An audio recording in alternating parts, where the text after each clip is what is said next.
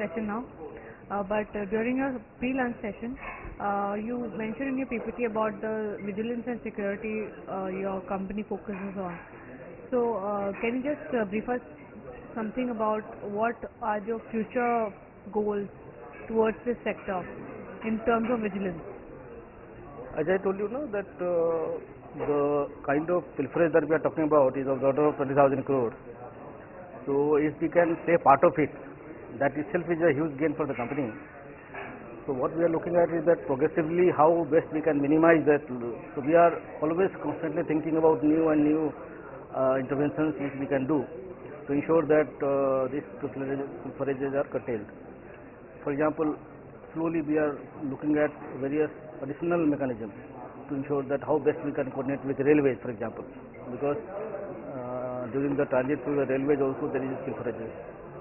So what happens is that because it is a vast route from where the coal has to move, with the railways we have to coordinate and find out that at various points in the railway transit route we need to capture the weight and to find out whether there has been any shortages. So that is one area we are looking at. We are also looking at this reverse auction we have got. We are doing in limited number of contracts. So now we are making it little universal. We are taking a decision. We have already decided that all major procurement will be routed through the reverse auction process. We are in the process of having our own portal, reverse auction platform. Because at this point in time we are outsourcing it. So we are now going with the help of NIC. We are in the process of going to have our own reverse auction portal. So that is another area we are looking at. We are also trying to update all our manuals, etc., so that they are updated and it is as per the various guidelines of CBC, ministries, etc. We are also looking at standardization of NIT. That is also very important because the NITs are unless they are standardized, there are possibility of manipulation, etc. So we have formed the NIT cell for this purpose, who are looking at what is the best specification available for a particular equipment or a material based on the best international practice, and then adopt them in Coal India and all subsidiary companies together. Similarly, CoalNet that we were discussing about, it is basically ERP consisting of about 13 modules of various activities of the Coal India. Now, slowly we are trying to add new and new activities in that module and add additional modules so that we can capture the various processes through electronic mode. So what about the employment opportunities you can generate to skilled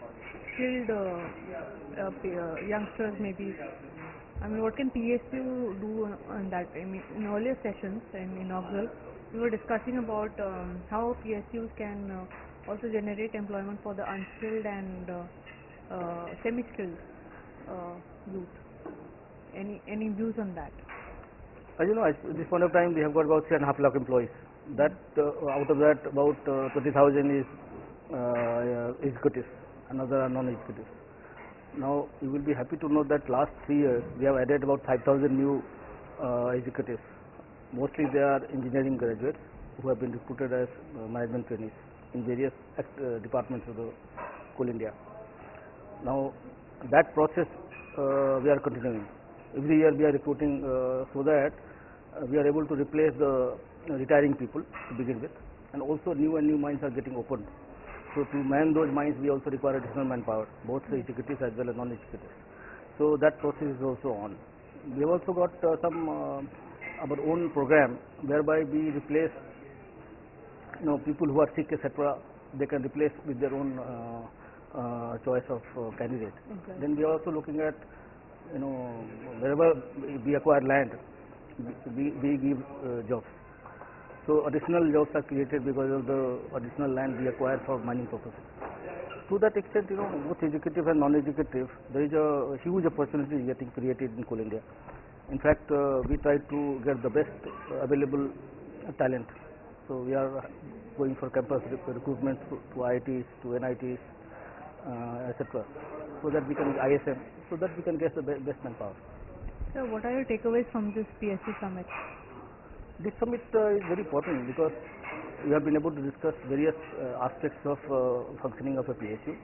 Indian PSUs have certain issues. For example, they are very traditional in their approach. There are large number of malpractices. So it's good that you are concentrating on those issues, that how to modernize the various aspects of operation that you begin with, how to do more IT related interventions, how to change the business processes so that the productivity improves, the pilferages, the possibilities of malpractices comes down, and that Vigilance is taking lead in as far as Coal India is concerned in improving the various processes, and especially the IT related interventions which is being done at the massive level. The prime mover actually is the Vigilance department. To that extent, your summit will focus the various new things which are coming up in the PSU, so that others can also look at it. And because most of the PSUs face similar issues during procurement or during various interaction with either a customer or a vendor. So if you can strategize how to take care of them, particularly with the help of new technology, IT related intervention. So to that extent, the focus is very clear and it is going to be quite effective. Thank you, sir.